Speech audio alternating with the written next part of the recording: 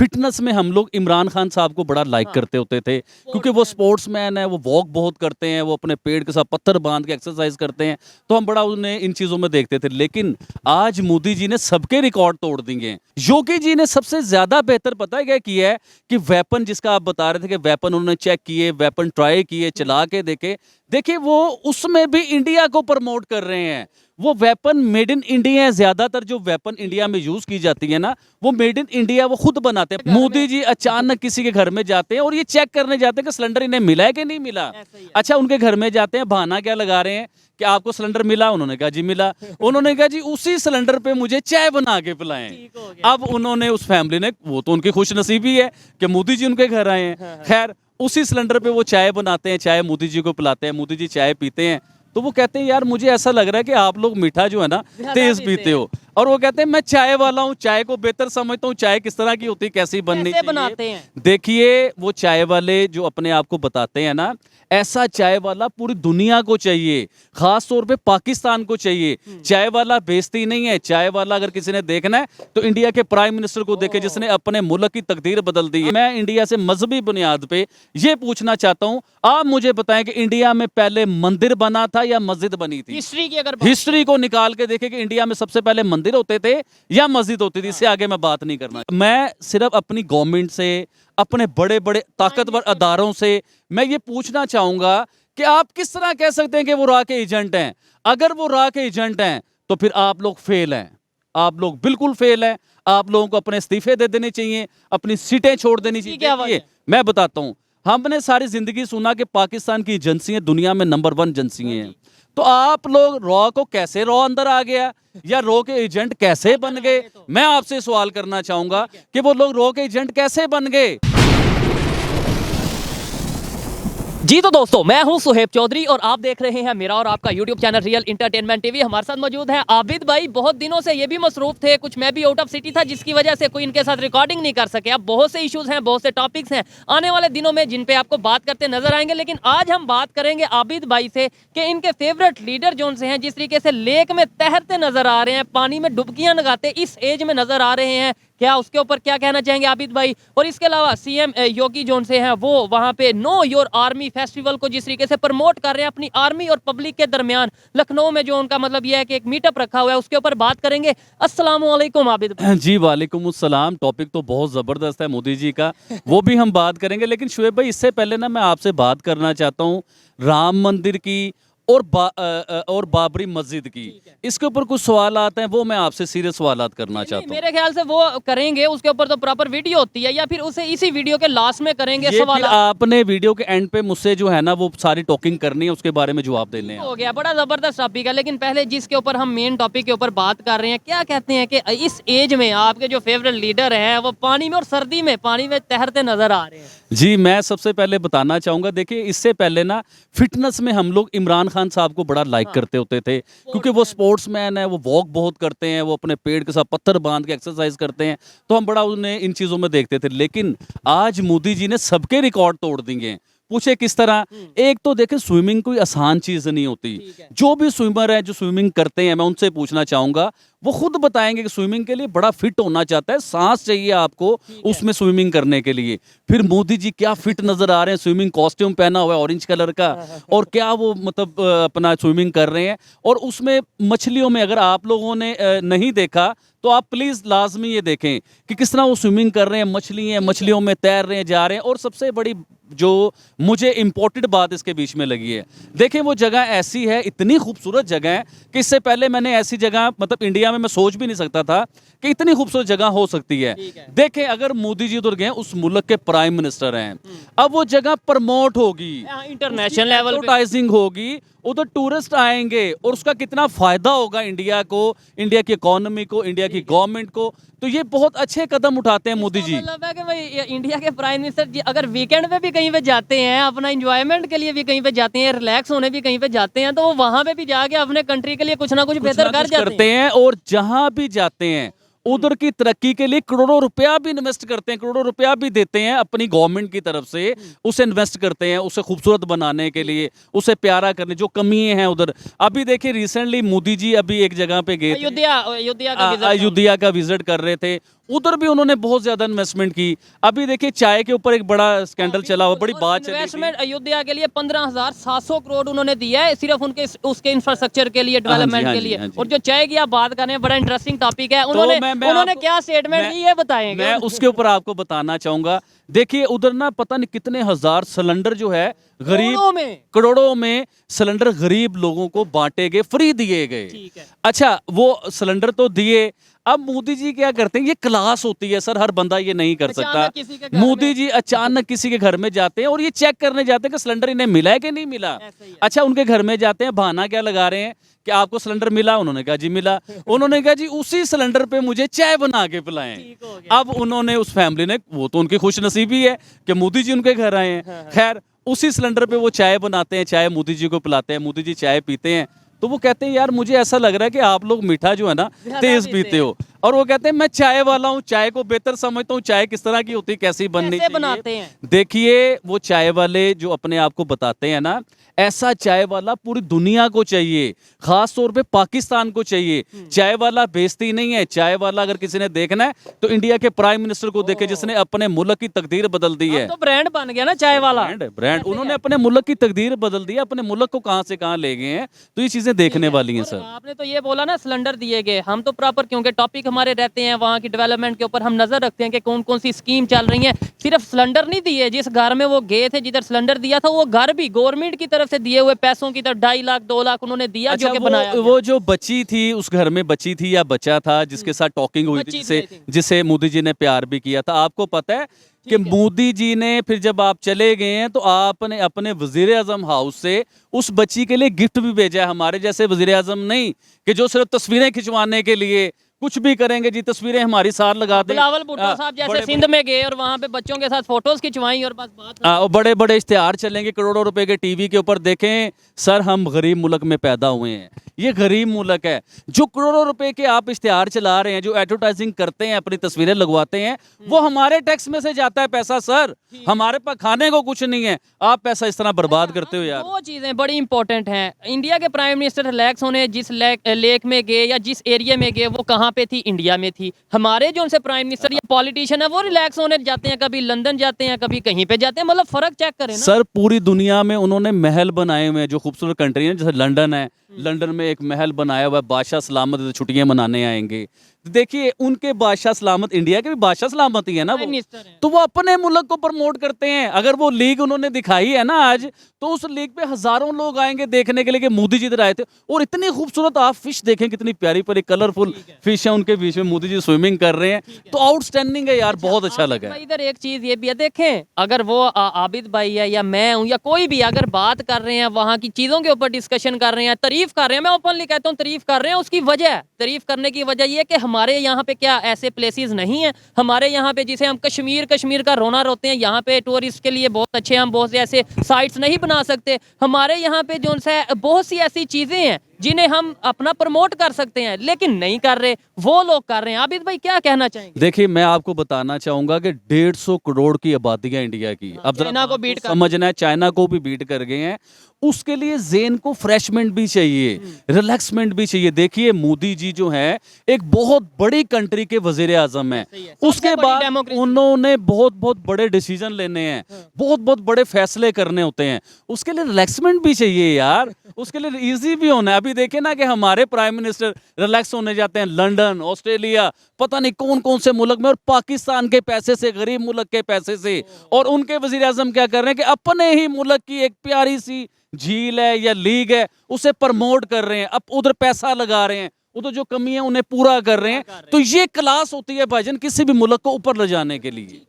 अच्छा ये चीज है, मैं चैलेंज करता हूं कि जिन्हें ये लगता है कि भाई करप्शन वहां पे भी है, नो डाउट करप्शन तो इंडिया में, दुनिया के हर कंट्री में भी है, लेकिन मुझे बता दें कि उनके प्राइम मिनिस्टर, जो लोग पाकिस्तान से देख रहे हैं, क्या इंडिया के प्राइम मिनिस्टर की फॉरेन कंट्री में कोई प्रॉपर्टी है? क्या उनके चीफ की फॉरेन कंट्री में कोई बैंक बैलेंस या कोई प्रॉपर्टी है? ये जरूर स्विस बैंक में कोई इस तरीके से उनकी चीजें पड़ी हैं, जरूर बताइएगा। और हमारे यहाँ पे प्राइम मिनिस्टर दूर की बात, एक आम सा पॉलिटिशियन हो, सबसे पहले तो वो जाके अपना दुबई में या लंदन में प्रॉपर्टी खरीदता है। आबिद भाई फर्क ये यहाँ पे शायद नजर आता है, और तकलीफ भी यहाँ पे ही होती है कि हर चीज पाकिस्तान में मौजूद है। हम पाकिस्तान को आगे लेके जा सकते हैं, अभी भी उम्मीद मौजूद है, लेकिन जब तक हमारी सोच, हमारा नजरिया और हमारी नीयत नहीं बदलेगी हम जलील होते जाएंगे। जलीलो, सबसे पहले बताना चाहूंगा ठंड बड़ी हैवी किस्म की हो रही है और इतनी ठंड हो रही है, अंदर घुस रही है ठंड, बात भी नहीं की जा रही है। तो टेम्परेचर बड़ा हैवी हुआ हुआ है हमारे। जहाँ से भी देख रहे हैं वो भी बताइएगा, इस टाइम लाहौर में जो टेम्परेचर है बहुत ज्यादा सर्दी है, आपके वहाँ पे जो भी टेम्परेचर है जरूर बताइएगा, जिस भी सिटी जिस भी कंट्री से देख रहे हैं। आबिद भाई, प्राइम मिनिस्टर, इंडिया के प्राइम मिनिस्टर मोदी जी की बात की, एक और वहाँ पे बहुत बड़ी शख्सियत है सीएम योगी जी, उनके बारे में जो पाकिस्तान में एक नैरेटिव है और वो जो अपनी पब्लिक के लिए कर रहे हैं और मुसलमानों के लिए जो कुछ कर रहे हैं उसके ऊपर बात करेंगे। अभी नो योर आर्मी के नाम से वहाँ पे लखनऊ में एक फेस्टिवल चल रहा है, वो वहाँ पे जा रहे हैं, वेपन चला रहे हैं, मतलब क्या चेक कर रहे हैं, क्या कहना चाहेंगे इसके ऊपर? देखिए शुएब भाई, ये तो बहुत अच्छी बात होती है कि आप अपने सोल्जर्स, अपनी आर्मी के साथ घुले मिलें, उनसे मिलें, उनकी परेशानियां सुने, अपनी उन्हें बताएं, ये तो बहुत अच्छी चीज़ होती है। योगी जी ने सबसे ज़्यादा बेहतर पता है क्या किया है कि वेपन, जिसका आप बता रहे थे कि वेपन उन्होंने चेक किए, वेपन ट्राई किए, चला के देखे, देखिए वो उसमें भी इंडिया को प्रमोट कर रहे हैं। वो वेपन मेड इन इंडिया है, ज़्यादातर जो वेपन इंडिया में यूज़ की जाती है ना, वो मेड इन इंडिया वो खुद बनाते हैं, बाहर से भी लेते हैं, ये नहीं कि नहीं, हर टेक्नोलॉजी वो यूज़ करते हैं। तो ये बहुत अच्छी बात। देखें सोल्जर कि अगर आप क्लास देखें कि एक सोल्जर क्या होता है, कभी सोचिए, ये जरूरी नहीं पाकिस्तानी सोल्जर, ये जरूरी नहीं कि इंडियन सोल्जर, दुनिया का कोई भी सोल्जर, दुनिया के आप सोल्जर देखिए ये क्या करते हैं, हमारे लिए क्या कर रहे हैं। अब शदीद ठंड है, हमसे खड़ा नहीं हुआ जा रहा, वो पहाड़ों में बर्फबारी में खड़े होकर हमारे लिए ड्यूटियां देते हैं। ईद पे, किसी भी त्योहार पे, गर्मी हो, धूप हो, ठंड हो, छाँव हो, उन्होंने ड्यूटी देनी है हमारे लिए। तो हमें नहीं चाहिए कि अपने सोल्जर के साथ मिलें, उनसे, उनके साथ बैठें, उनके फेस्टिवल में जाएं, ये बहुत अच्छी बात है। तो कुछ लोगों को ये भी बात बुरी लगे, लेकिन इस टाइम जो पाकिस्तान पब्लिक, खासतौर पे यूथ की अगर बात करें, उनका नैरेटिव या माइंडसेट पाकिस्तान की जो एस्टेब्लिशमेंट या फौज, डायरेक्टली कहता हूँ, जो फासले हैं वो कितने हैं, क्या कितनी मोहब्बत है या कितने फासले आ चुके हैं, उसकी वजह क्या है, उसके जिम्मेदार कौन है, क्या हम खुद हैं? भाई इधर मैं एक बात करना चाहूंगा पाक आर्मी, पाकिस्तानी आर्मी के लिए।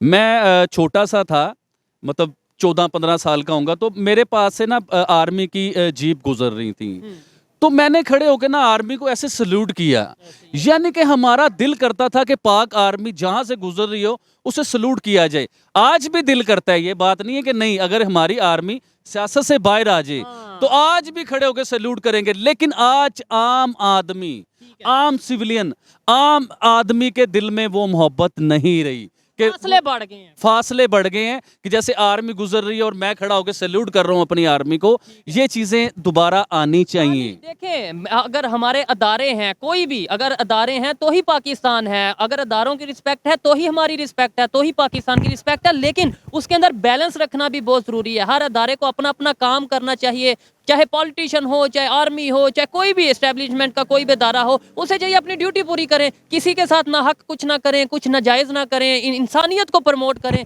तो डेफिनेटली पाकिस्तान भी प्रमोट होगा। अच्छा, क्या कहना चाहेंगे, अगर एक साइड पे हमने बात की जी इंडिया के प्राइम मिनिस्टर वो बच्ची के पास गए, उसे चाय पी और गिफ्ट दिया, ये किया, एक तरफ ये बात कर दी, दूसरी तरफ पाकिस्तान में इस ठठरती सर्दी में बलोचिस्तान से बच्चियां आई हैं, इस्लामाबाद प्रोटेस्ट कर रही हैं, जी हमें हमारे मिसिंग पर्सन, हमारे अब्बू, हमारे भाई मतलब जो बेटे हैं वो हमें दिए जाएं, तो हमारे प्राइम मिनिस्टर आगे से क्या कह रहे हैं? शुएब भाई, इत्तेफाक की बात है कि आज मेरे पास बलोचिस्तान के क्लाइंट आए हुए थे, तीन लड़के थे वो, और इधर यूनिवर्सिटी में पढ़ते हैं।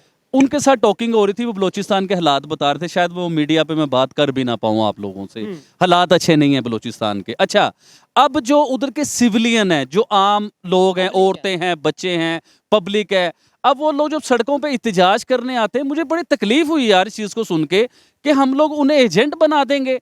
अब देखिए ना कि मुझे आपसे कोई प्रॉब्लम है तो मैं आपके लिए एहतजाज करूंगा कि शुएब से मुझे यार ये प्रॉब्लम है, इंडिया से मुझे ये प्रॉब्लम है, अफगानिस्तान से मुझे ये प्रॉब्लम है, मैं उसके लिए एहतजाज करूंगा, ये कानूनी हक है, मेरा राइट है, ये हमारी लॉ में है, हमारे कानून में ये।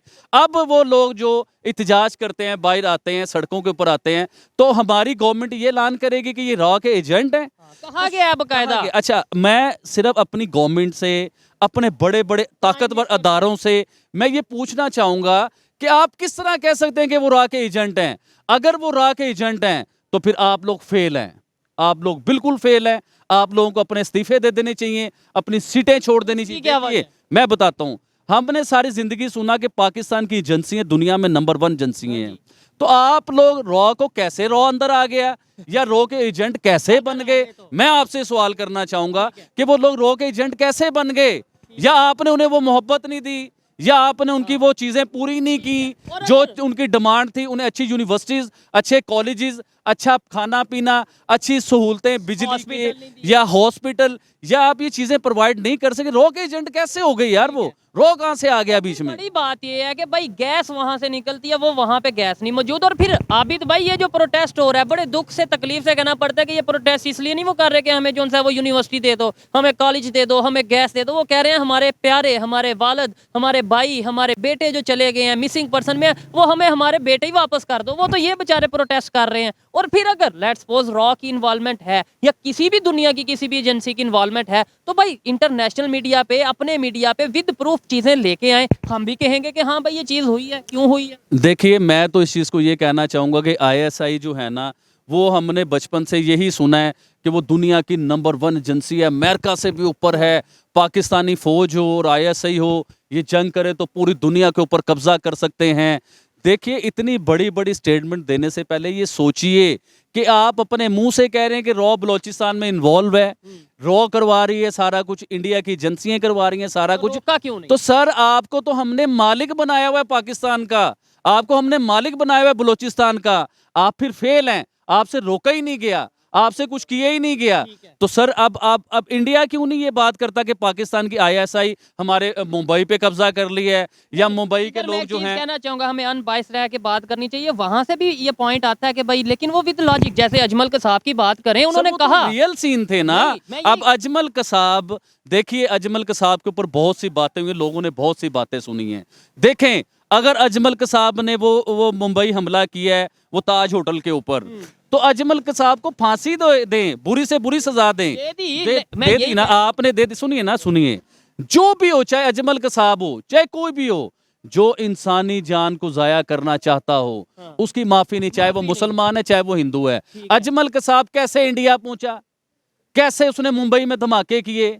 इधर आप दोस्ती कर रहे थे, इधर इंडिया से जप्फी डाल रहे थे, इंडिया से आप ट्रेड चलाना चाह रहे थे, इंडिया के साथ बड़े बड़े मामलात करना चाह रहे थे, उधर वो धमाके हो रहे हैं और उनके देखे कितने लोग शहीद हुए, मरे। दूसरे नंबर पे जो आबिद भाई ने बात की कि भाई वहां के लोग क्यों नहीं कहते या वहां की गवर्नमेंट क्यों नहीं कहती, वो कहते हैं। अभी रिसेंटली उन्होंने कहा कि हाफिज सईद को लेके हमें बहुत से ऐसे इश्यूज हैं, उनका ट्रायल कोर्ट ट्रायल करना चाहते हैं, वो बात नहीं कर रहा हूं, कहते हैं, लेकिन वो विद लॉजिक मेरे ख्याल से, मतलब वो जिस तरह हमें ये सुनने को मिलता है कि बलोचिस्तान को रॉ ने हाईजैक कर लिया है, इस तरह कभी आपको सुनने को मिला कि इंडिया का कोई शहर पाकिस्तानी आईएसआई ने उसे हाईजैक कर लिया है? इस तरह की बात कर रहा हूं। देखो, टेररिज्म, ये हमले तो होते हैं, उधर भी होते हैं, इधर भी होते हैं और होते रहे हैं, लेकिन मैं किसी और लॉजिक से, जैसे बलोचिस्तान में मामला तो हो रहे हैं, क्या आप 1 मिनट में कह देते हो कि यार ये तो रॉ के एजेंट हैं? आप उनकी मुसीबत तो सुने, उनकी बात तो सुने, उनकी तकलीफ तो सुने, उन्हें मसला क्या है, आप उसे एजेंट बना के और दुश्मन बनाते हो। फिर एक और चीज मैं अपनी ये ओपिनियन देना चाहता हूँ, कोई एग्री और डिसएग्री कर सकता है कि अगर कोई रॉ का एजेंट नहीं भी है, जब आप उसके ऊपर इस तरीके से एक तो हक भी नहीं देंगे, ऊपर से टैग लगाएंगे, तो कहीं ना कहीं उसके माइंड में आ जाएगा कि भाई ठीक है, फिर हम कहीं और से जाके हक मान लेते हैं।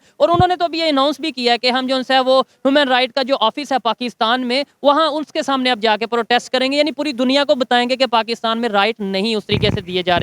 अब एक चीज हम यहाँ पे ये डिस्कस करेंगे। आबिद भाई, आपने जो स्टार्ट में कहा कि अयोध्या राम टेम्पल की बात की और इसके अलावा बाबरी मस्जिद की बात की, क्या कहना चाहेंगे? वो तो समझ लें कि अब उनकी ओपनिंग होने जा रही है, सेरेमनी होने जा रही है राम टेम्पल की 22 तारीख को ऑलमोस्ट, यानी कि उनका जो केस इतने सालों से चल रहा था वो जीत गए। देखिए, अभी बाबरी मस्जिद के ऊपर जो हम बचपन से सुनते आए हैं, ठीक है, और जो हमने सुना है कि बाबरी मस्जिद पे बहुत बड़ा जुल्म हो गया, उसे तोड़ दिया गया, शहीद कर दिया गया, तो आपको कभी किसी ने ये बताया कि बाबरी मस्जिद की जगह पे उन्हें बहुत बड़ी जगह दी गई, उसके ऊपर मस्जिद बनेगी, बनी मस्जिद उसके ऊपर? ऐसी भी स्टेटमेंट आपने सुनी नहीं होगी। अच्छा, अभी आपने रिसेंटली इमाम काबा का सुना होगा, उसके ऊपर हमारा प्रोग्राम भी हुआ। दुनिया का सबसे बड़ा कुरान पाक उस मस्जिद में रखा जाएगा। अब उसका इफ्तिताह कौन कर रहा है सर? ये भी देखिए, प्राइम मिनिस्टर मोदी, योगी आदित्यनाथ, जिन्हें कहा जाता है कि ये मुसलमानों के बहुत बड़े दुश्मन हैं, ये मुसलमानों के अगेंस्ट हैं, इन्होंने तबाहियां मचा दी मुसलमानों के। ये वही हिंदू हैं जो मुसलमानों की इंडिया की हिस्ट्री की सबसे बड़ी मस्जिद बना रहे हैं, सबसे बड़ा कुरान पाक रखा जा रहा है, इमाम काबा जो है उसकी ओपनिंग सेरेमनी में तशरीफ ला रहे हैं। अच्छा, एक और चीज है, आपको नहीं लगता कि भाई वही लोग जो बाबरी मस्जिद को लेकर ये खबरें इंटरनेशनल सर मैं मीडिया पे चल आपको रही हैं, मैं वही एक लोग और अब फूल चीज रहे हैं। मैं वही चीज बताने लगा था, मेरी बात अधूरी रह गई बीच में, कि जब आप कभी वो वीडियो देखिए, उनमें आसार जब बाबरी मस्जिद शहीद हुई, लोगों ने सड़कों पे निकले, बहुत बड़े इhtजाज किए। आज जब प्राइम मिनिस्टर मोदी साहब उधर आते हैं तो वही लोग मोदी जी पे फूल फेंक रहे हैं, मोदी जी जिंदाबाद कह रहे हैं, हिंदुस्तान जिंदाबाद कह रहे हैं। तो ये एक सियासत होती है बहुत बड़े लेवल की, जो हम लोगों की सोच से बहुत ऊपर चला जाता है। हकीकत क्या है? हकीकत हमें दिखाया जाता ही नहीं है भाईजान। अभी देखिए ना, रिसेंटली मैं एक खबर सुन रहा था पाकिस्तानी प्राइम मिनिस्टर की। आप यकीन करें कि वो जब मैंने खबर सुनी तो मुझे थोड़ा शेम टाइप फील हुआ कि देखिए हमारे मुल्क के हालात क्या हैं। आप जंगों की बात कर रहे हो यार।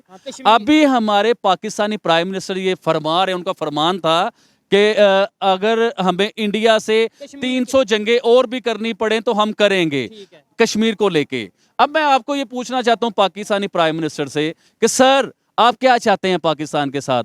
आपने पहले 3 जंगें देखी नहीं पाकिस्तान की जो हुई थी इंडिया के साथ? आज पाकिस्तान के क्या हालात हैं, क्या भुगत रहे हैं हम उस चीज को लेके? आप पाकिस्तान का नाम खत्म करना चाहते हैं या पाकिस्तान पहले ही फकीर है, मजीद और फकीर बनाना चाह रहे हैं? जंगों के बाद क्या होता है आपको पता है? एक जंग मुल्क को 100 साल पीछे ले जाती है। आप 300 जंगों की बात कर रहे हैं, तो आप हमारे वजीर आजम साहब हैं, हम आगे कुछ कह भी नहीं सकते आपको, तो प्लीज सोच समझ के स्टेटमेंट दीजिए आप। इस बात में कोई शक नहीं है कि कहीं ना कहीं कभी जज्बाती स्टेटमेंट इसलिए दी जाती है कि भाई अपना कंट्री से मोहब्बत दिखाने के लिए, लेकिन ये नहीं पता कि उस स्टेटमेंट के ऊपर अगर प्रैक्टिकली चला जाए तो वो कंट्री के लिए कितना नुकसानदेह हो सकती है। अपनी तरफ से उन्होंने मोहब्बत दिखाई है कि भाई मुझे इतनी मोहब्बत है पाकिस्तान से या कश्मीर से। जंग की बात नहीं करनी चाहिए। वो पाकिस्तान के वजीर आजम है, हमारे बड़े हैं, उन्हें तो चाहिए कि पूरी दुनिया को साथ लेके चले। आबिद भाई, इधर हम जंग की बात कर रहे हैं, उधर इंडिया के प्राइम मिनिस्टर मन की बात कर रहे हैं। उनका जो प्रोग्राम है वो वहाँ पे वो मन की बात के अंदर उधर खवातीन, मुस्लिम खवातीन उसमें ये कह रही हैं कि भाई हमें मोदी भाई जान है, हम हमें तो बड़ा ही। मैंने लास्ट इंटरव्यू में ये चीज बताई थी कि योगी आदित्यनाथ और मोदी जी, इन्हें हिंदू से ज्यादा मुसलमान लाइक करने लग चुके हैं इंडिया में। लोग इन्हें पसंद करते हैं। अभी आप योगी जी का देखें कि उन्होंने मुसलमानों के लिए क्या क्या काम किए, आप निकाल के देखें, रिसर्च कीजिए। रिसेंटली मोदी जी ने मुसलमानों को पता नहीं कितना लाखों करोड़ों रुपया दिया मुसलमानों को कि आप डेवलप होए, आप अपने आप को सेट करें, एजुकेशन अच्छा करें, अपने हॉस्पिटल अच्छे करें।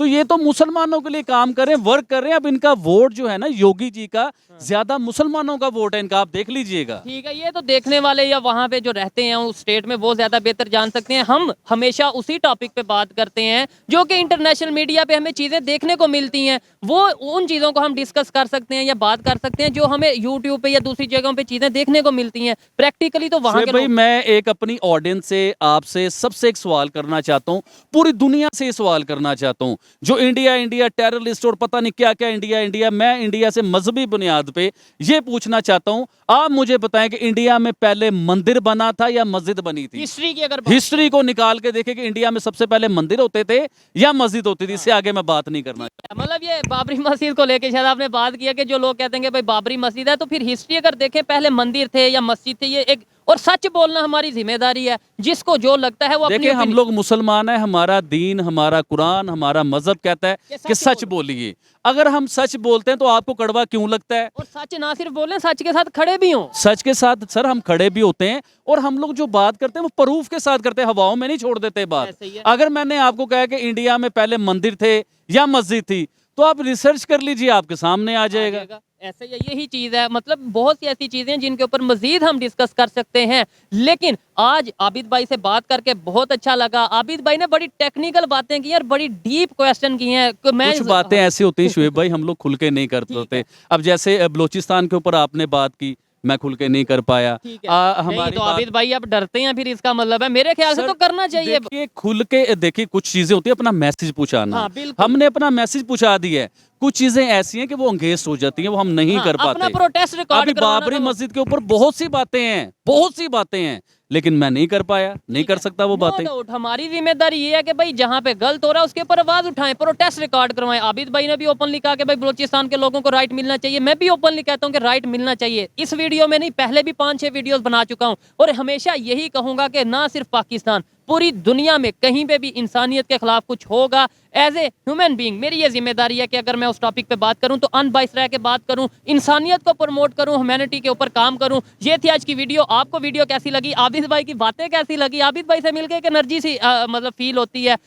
इतनी सर्दी में भी हमने एक वार्म अप जो इंसान है कह लेके हो ये गई। धुएं देखो कैसे मुंह से निकल रहे हैं। आप ये हैवी ठंड हुई है, और हैवी बताइएगा कि आज की ये वीडियो ठंड। कैसी ये लगी? रात के तकरीबन 2 बज रहे हैं और 2 बजे धुंध कैसे जमीन पे आ रही है और ठंड किस किस्म की हो ऐसे रही ही है। बाकी मजा आया आज के इंटरव्यू का, बात ठंड कर- का मजा आया। नो डाउट, बात करके बड़ा मजा आया। बड़ी ऐसी चीजों के ऊपर हमने डिस्कशन की। कमेंट में अपनी ओपिनियन जरूर बताइएगा। मिलते हैं नेक्स्ट वीडियो में, तब तक के लिए peace out, Allah Hafiz. Thank you very much.